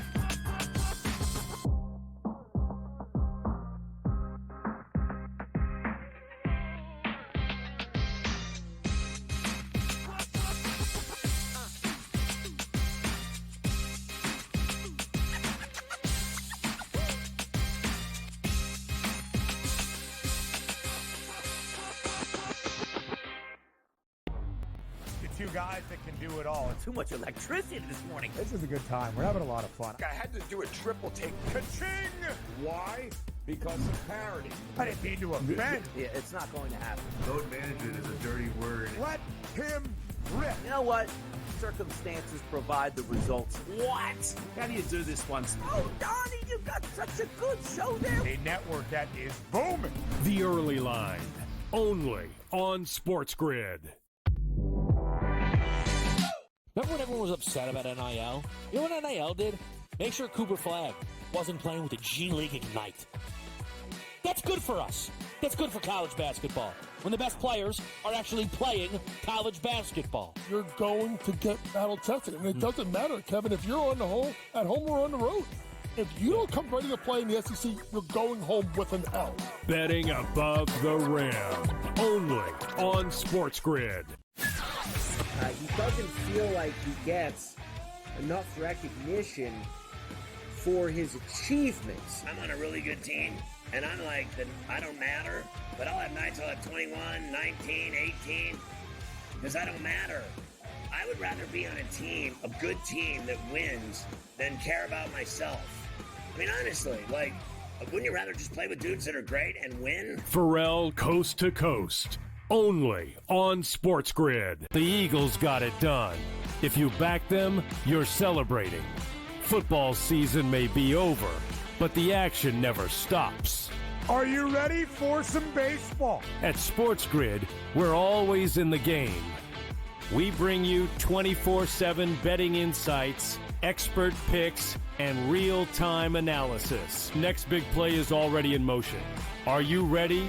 It's smarter to be on SportsGrid.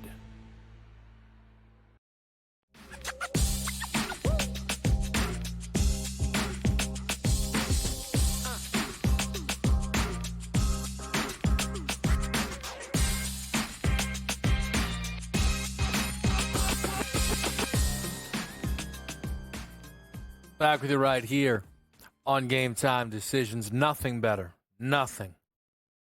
I want a college basketball total backer. I need OT. Nothing better when it comes in the first half. That's just being honest with yourself, man. That's just being honest with yourself. We all need to do it. We all need to do it. Speaking of college basketball, yesterday, OK Dub's 2 national title picks were in action. Chalk, chalk, chalk. Yeah, I get it. Duke and Houston. Here's why I bring it up, though, man. One of them won by 93. And yet, without a question, I came away far more excited with Houston. I don't know what to tell you. If Duke wins the national championship, trust me, you'll be hearing some I told you so's from OK Dubs. That's just going to happen. Chalk favorite or not, that's what it's going to be. And Duke is obviously great. That's why I bet them to win the national championship. They're getting better. Let me say this on Duke, okay? For the people who are like, they haven't played close games. Cut it out, okay? Cut it out. One, please tell me why it would be better if Duke last night would have had a win on a buzzer beater 3. That's crazy. Now, I think occasionally a team could use a loss. They have them. They lost to Kentucky. They lost to Kansas. They lost to Clemson. You know who they didn't lose to? Auburn. You know who they beat them? Close game. You know who they also played a close game against? Wake Forest on the road. I don't know. Like, this is where I get annoyed. This is what I need to get, reinvigorated around the Duke futures is people to say stuff that bothers me. Like, that's what had the juices flowing throughout that full Eagle run. The tomfoolery. The foolishness. And I heard it after the win for Duke against Wake Forest. Oh, man, I wish it was a close game. They played Wake in a close game on the road. They couldn't score for 10 minutes and still won. And now they went out there and rolled him. Because Cooper Flagg is unbelievable. 28, 8, and 7, and it's not just him. The defense is outrageous. Three-point shooting's getting better. I'm very interested to see how Duke closes it out against North Carolina. And I have that Duke ticket. I'm going to tell you, man. We got a no-sweat bet tonight over on DK for the college. I'll be honest with you. OK Dub's probably going to lose. That's how it goes. That's how a no-sweat bet often will go, depending on how you use it. And we may just end up right back with Houston. Last night, the type of things that I feel would make me uninterested in Houston. Like we saw last night, and it made me like them even more. But I think I can explain. I think I can make it make sense, at least to myself. I watched the Kelvin Sampson interview with SVP post-game. Good little chat. And Sampson was very excited that his team won a game like this, where they were bad. They shot the ball 35% from the floor. Their opponent shot at 45%. Their opponent's shooting splits were better from the field, from three, and from free throw. But they turned Kansas over 20 times, and Houston grabbed 17 offensive rebounds.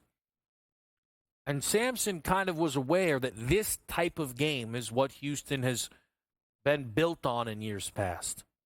But in that said, I think we've scored 80-plus points this year, more than we ever have before.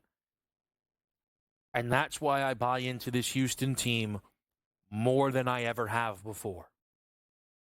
Because, look, man, if we're going to do the rock fight thing, it's not like they can't figure it out. That's who they are. It's that this Houston team can also just knock your lights out from beyond the arc while still punching you around on the defensive side of the ball. I've got the Duke tickets. They're not going anywhere. But we're not really adding up, are we? At under 4-1. Houston's still sitting there plus 850 on the duel. Oh, I'm telling you, man, OK Dub's just going to keep Cougars. Cougars. Let's talk some golf. We got Brady Cannon stopping by, as he should, right here on a Tuesday on Game Time Decisions.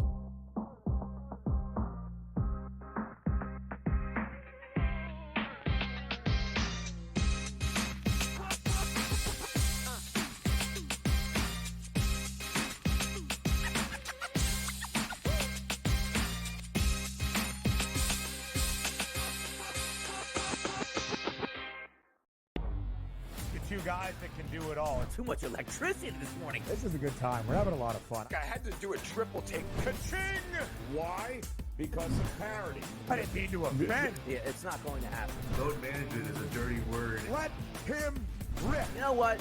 Circumstances provide the results. What? How do you do this once? Oh, Donnie, you've got such a good show there. A network that is booming. The Early Line, only on SportsGrid. Remember when everyone was upset about NIL? You know what NIL did? Make sure Cooper Flagg wasn't playing with the G League Ignite.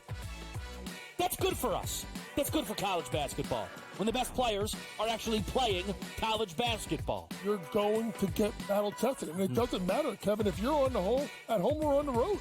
If you don't come ready to play in the SEC, you're going home with an L. Betting above the rim, only on SportsGrid. He doesn't feel like he gets enough recognition for his achievements. I'm on a really good team, and I'm like, I don't matter, but I'll have nights I'll have 21, 19, 18, because I don't matter. I would rather be on a team, a good team that wins, than care about myself. I mean, honestly, like, wouldn't you rather just play with dudes that are great and win? Pharrell Coast to Coast, only on SportsGrid. The Eagles got it done. If you back them, you're celebrating. Football season may be over, but the action never stops. Are you ready for some baseball? At SportsGrid, we're always in the game.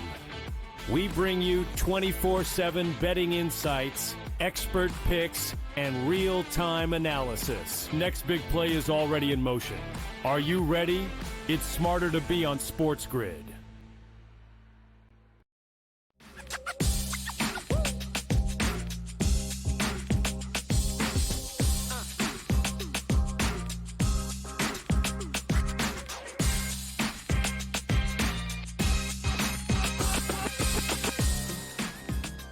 I got to tell you, folks, great vibes on Game Time Decisions today. And no surprise that they seem to peak as our guy Brady Cannon shows up. Brady, great to have you here on a Tuesday night. How are we? Oh, we're good, man. The API, the Arnold Palmer Invitational on deck this week. We roll into the Players' Championship, and what are we, about 35, 38 days away from the first major of the year? So, yeah, golf season kicking into full swing here. Certainly so. I'll just quickly ask you, was there any big takeaway from the Joe Highsmith win over in Palm Beach? Well, my biggest takeaway was that my guy J.J. Spawn finished second. I didn't like that so much. But, you know, I'll tell you the biggest takeaway for me, Kevin, is the sports books, again, have been getting filthy rich on the PGA Tour in 3 out of the last 4 weeks. That's triple-digit winners. Now, maybe Thomas Dietrich was at 80-1, depending on where you shop. He was close to 100-1 at the Phoenix Open when he won that. And then you had Brian Campbell out of nowhere at the Mexico Open at Vedanta.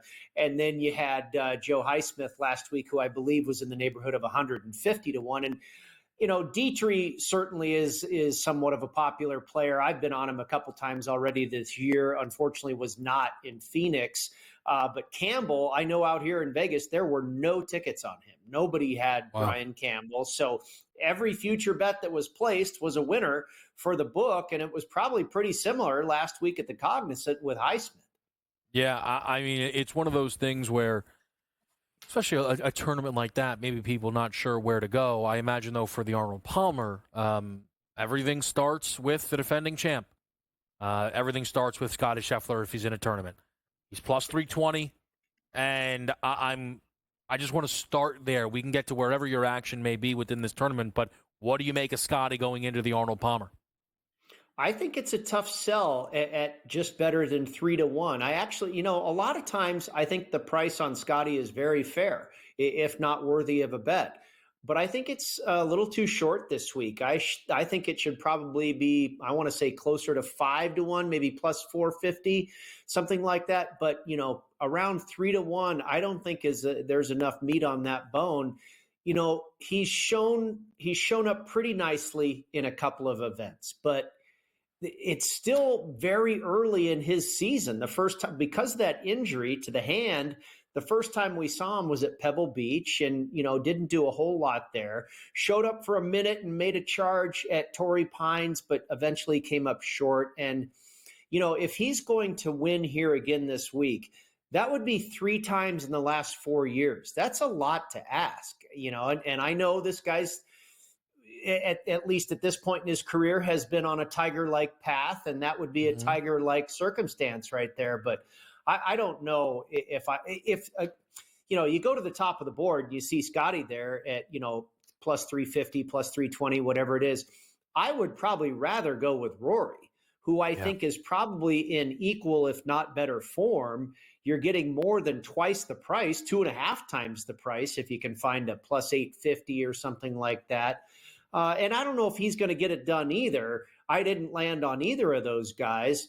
I had actually a tough time this week, Kevin. I really wanted to come up with 5 outrights, and I could only get to 4, and maybe I'll add one more. But there was a lot of guys that really penciled out in the stats, like a Michael Kim and even a Joe Highsmith, or a JJ Spahn, like I mentioned.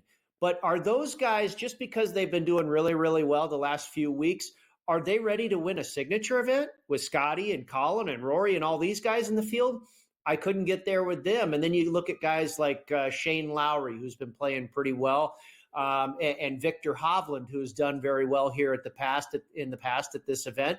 But is Victor Hovland, is his form really ready to win against the best players in the world yet again, like it was a couple years ago? I'm not sure. So I had a hard time finding out guys that, so much of picking an outright is about timing, right? I mentioned Thomas Dietrich. I've been on him a couple times this year, the wrong week.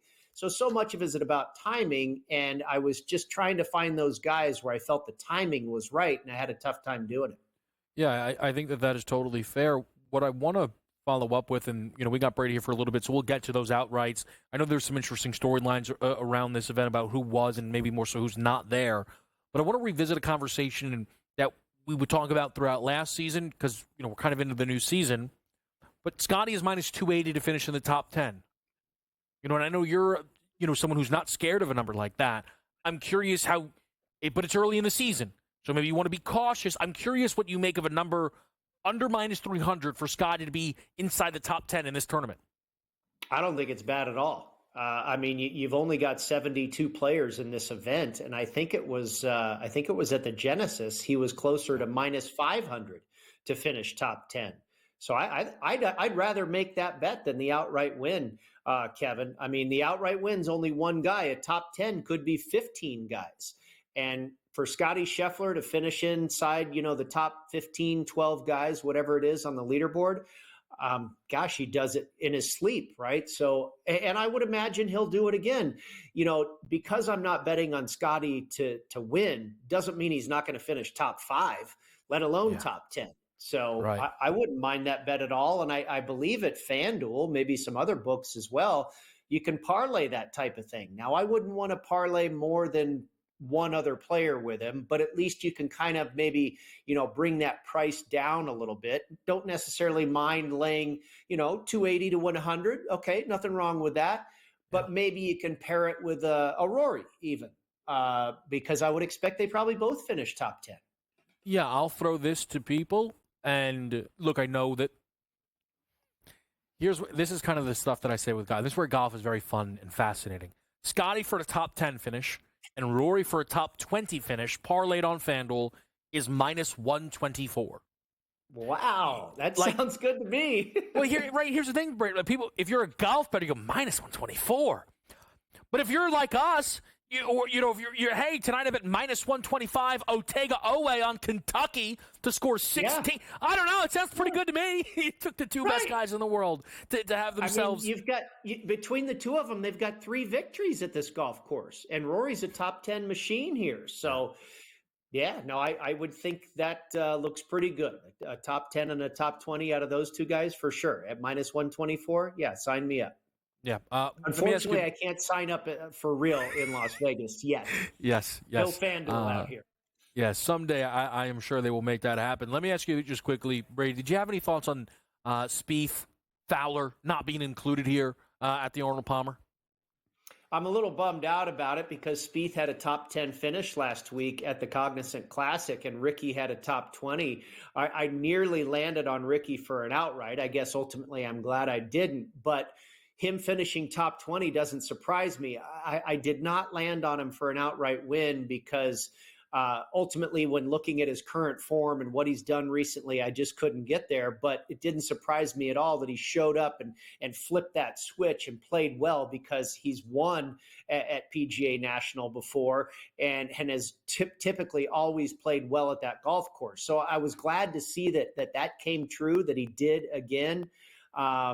I don't know if he has the greatest history at Bay Hill, but I would imagine he's got to be back next week. It's a full field, and he's a former winner of the Players. I'm sure Spieth will be there as well. His record at the Players is not as good, and you'll find next week is really difficult, Kevin, because there's no consistency with anybody.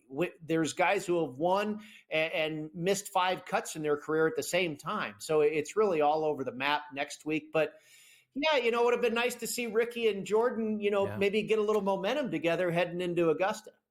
Yeah, it's going to be interesting just to, see how those guys bounce back. But let's get into this outright market because there's a lot of great guys to talk about. We've got Ludwig, we've got Xander, we've got Colin Morikawa, all right around the top of the odds board here. Let's figure out where Brady landed for the Arnold Palmer Invitational. Next, we'll update you on the college basketball board as well.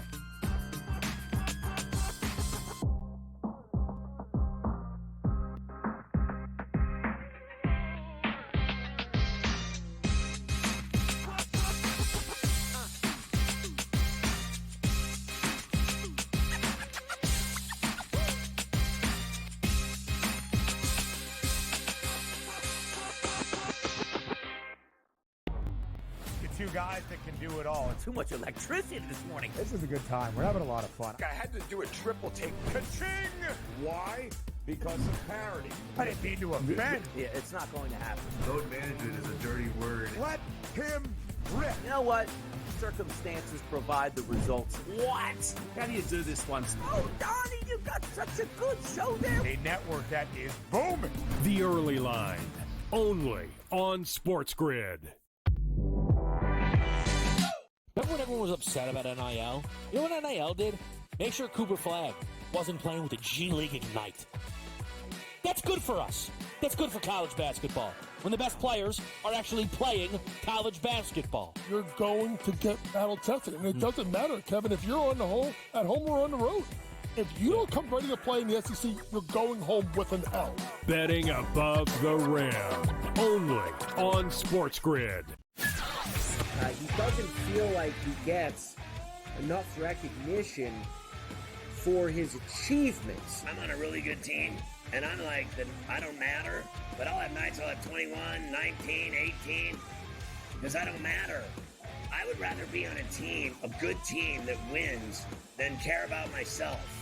I mean, honestly, wouldn't you rather just play with dudes that are great and win? Pharrell Coast to Coast, only on SportsGrid. The Eagles got it done. If you back them, you're celebrating. Football season may be over, but the action never stops. Are you ready for some baseball? At SportsGrid, we're always in the game. We bring you 24/7 betting insights, expert picks, and real-time analysis. Next big play is already in motion. Are you ready? It's smarter to be on SportsGrid.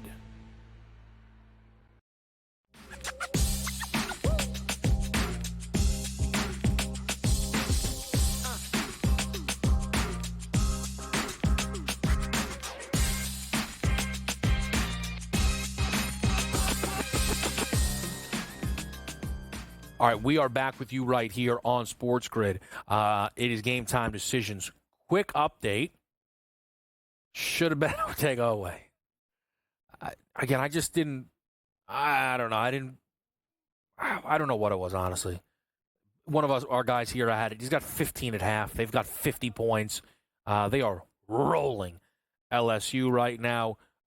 Great pace for that over in Purdue Rutgers for those that are involved there. Memphis is up early in the NBA right now. We've added a couple of games into the mix. New York and Golden State has started, as well as Milwaukee and Atlanta. Pacers, Rockets, and Magic Raptors all happening right now. We'll reset the card on this Tuesday night before we get out of here. But before we do that, we still have Brady Cannon with us, and we're talking about the Arnold Palmer Invitational. The board starts with Scottie Scheffler, as one would expect.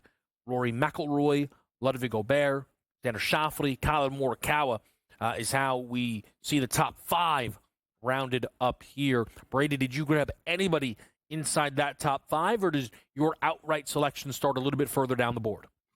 Just a little bit further. I started with Justin Thomas, and I see there you can find 28 to 1. That's a really nice number. I grabbed 25, and I thought that was plenty fair. You know, Thomas has 3 top 10 finishes this year, and one of my correlated courses, 2 of them, in fact, are Southern Hills, where they played the 2022 PGA Championship that was won by Mr. Justin Thomas.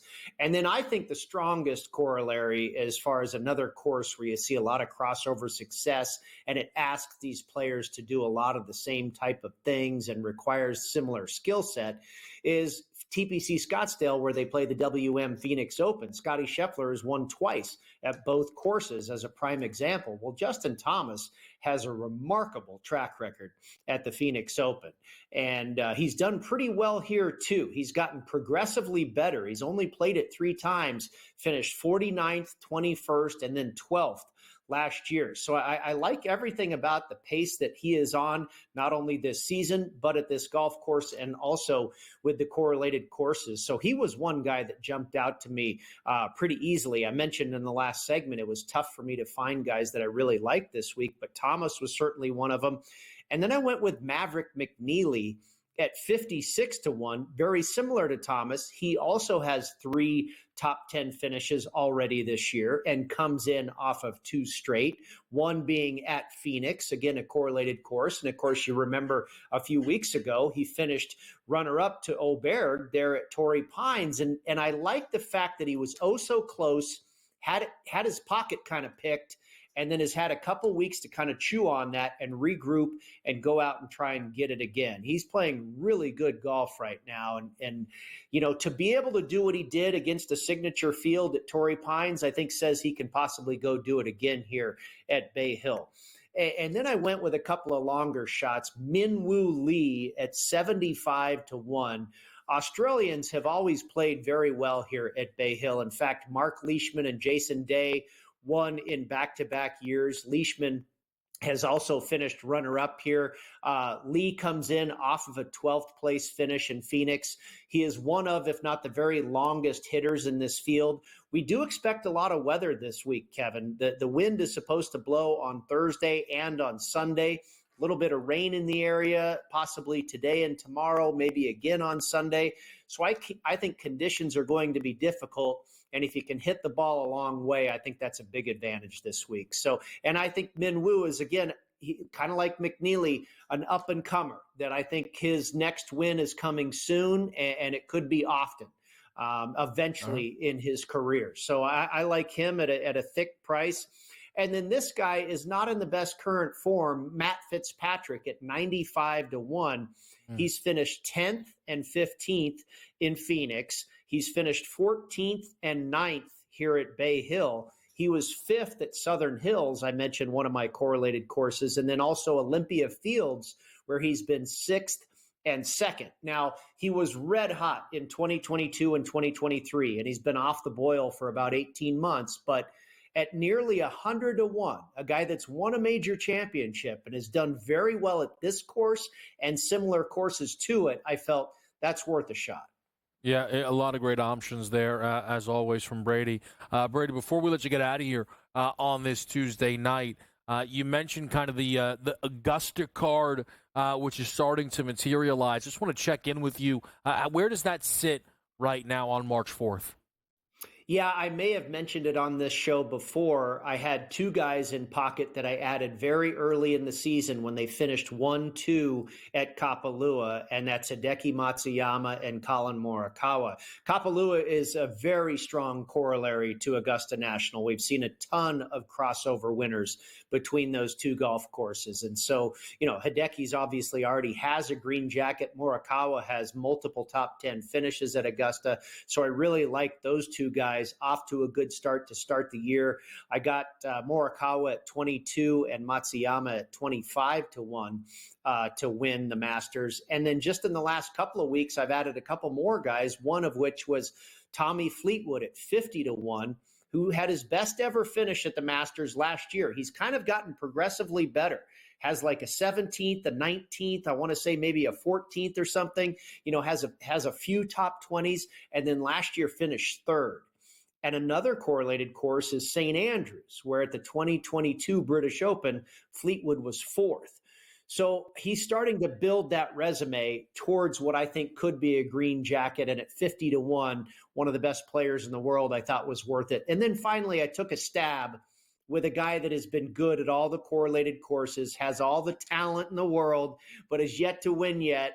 70-1, I took a shot with Cam Young. We'll see. Okay. That's kind of a long bomb at this point. But Matsuyama, Morikawa, Fleetwood, and Cam Young, four guys so far in pocket for Augusta. I know that Cam Young is one of those guys. The breakthrough feels inevitable. We'll see. And hopefully for our guy Brady, it happens at Augusta National. Brady, appreciate it as always. Best of luck. I know you'll be covering the Arnold Palmer Invitational throughout. Yeah, you bet. Good to be with you as always, Kevin. All right, excellent stuff there from Brady. What we are going to do on the other side of this break, we will close out the card. I will send out a happy birthday. And James Cook has made himself noteworthy.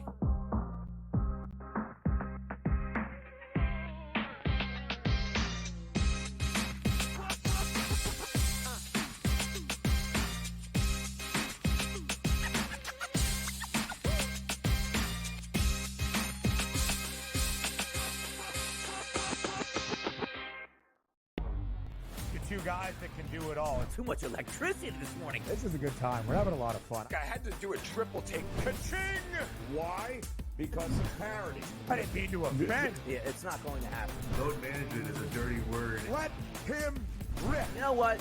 Circumstances provide the results. What? How do you do this once? Oh, Donnie, you got such a good show there. A network that is booming. The Early Line, only on SportsGrid.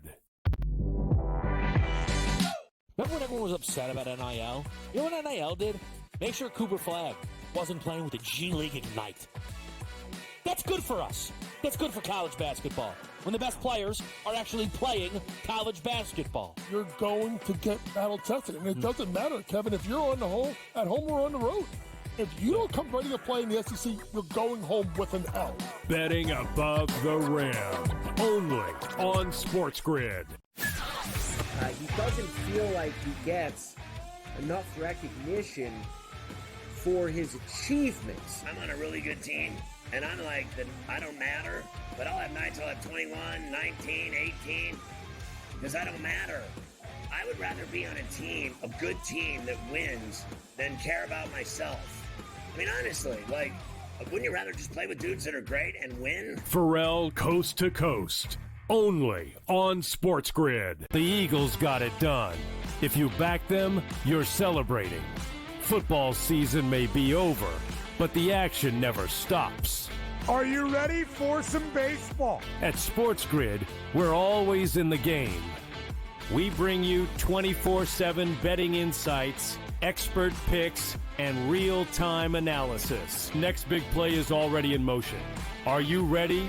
It's smarter to be on SportsGrid.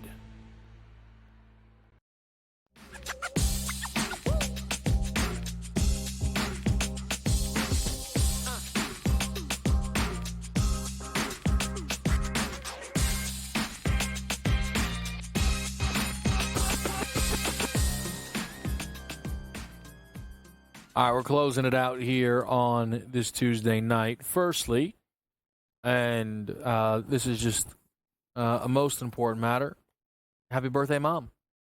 Love you the most. We'll talk later. Shout out to my mom. It's her birthday, March 4th. Don't forget it. Crew says shout out as well. They say happy birthday. So that is business order number one. Business order number two, Saquon Barkley given more money by the Philadelphia Eagles today. Here's the deal with the NFL cap. Today, Saquon made more money, and then the Eagles also cleared cap space. That's kind of how this stuff seems to go. It seems like the Eagles are, trying to figure out what this offseason is going to be. We know they're interested in Myles Garrett. I think they'd love to make that a move. I don't know when the Browns will cave or if Myles Garrett will cave. I don't think Myles Garrett will, because I don't think Myles Garrett is looking for more money, because that could have happened already. And if Philadelphia is going to prioritize Myles Garrett, that likely means the defensive lineman free agents that they have in Milton and Josh Sweat will be out the door. I don't know how long Zach Bond will be willing to wait as NFL free agency is fast approaching. I mentioned James Cook before break because James Cook was tweeting about the Saquon deal more than anyone. James Cook finished the season tied with Derrick Henry and Jahmyr Gibbs for the most rushing touchdowns in football. Look, I know James Cook played well against KC for a quarter. If James Cook is thinking that he is worth top 3 running back money in the league, while the Buffalo Bills are asking Josh Allen to play like the best quarterback in the world with Khalil Shakir as his number 1 option, then maybe James Cook needs to find that money elsewhere. Because that's crazy. Now, he's just tweeting. Maybe he's watching numbers go up for the position. We know running backs are very aware of how the position has been treated financially. So, maybe that's all James Cook is saying. But if James Cook says, all right, my turn, and thinks 18, 19, no. Absolutely not. No way. James Cook had 16 touchdowns. All right, man. Let Josh Allen take him then. Learn how to do a real QB sneak and just win another MVP. I'm just crazy that James Cook thinks a Saquon Barkley contract. Maybe he doesn't, though. Maybe I'm assuming. You know what happens. Let's close it out with the college card tonight. A&M Auburn. We're going to go under the 151.5. I think A&M has a chance to pull off the upset. If they do, they're going to have to lean on their defense here in this game. Yes, they'll need to shoot it well, but this is a defense-first team whose defensive effort against Florida was atrocious in a spot where I thought it would be much, much better. I think it's going to be better here tonight against Auburn. If A&M falls short, though, it's probably because their offense fell short. So I like the under in that game. I like a team total over for Iowa State. Healthy Cyclones go up against the Cougars defense that has not been challenged really by the likes of this offense very frequently in Big 12 play. The most recent example would be when they played Arizona. You saw the final score of that basketball game. I'm not bringing the BYU portion into it because this is a step up for BYU in terms of the defense that they're going to be seeing, but really more so in terms of the caliber of team they're going to be seeing. I am a scorned bettor who took a Cougars team total under against West Virginia that looked like it turned the TV off and count the money. And instead, they scored 52 points to sneak over that number in the second half. Give me the Arizona State Sun Devils tonight against Arizona, actually. Catch an 18.5 rivalry game. I think you get a mega Sun Devil step up Wildcats have quietly lost 4 of their last 6, not playing great basketball. I do not think this is a 20-piece for them. Arkansas. Do not be surprised if the Razorbacks went outright against Vandy. Wild overreaction, that number. And then we close it out in the NBA. Suns, Clippers, over 224.5. In-game live is next. Keep it here on SportsGrid.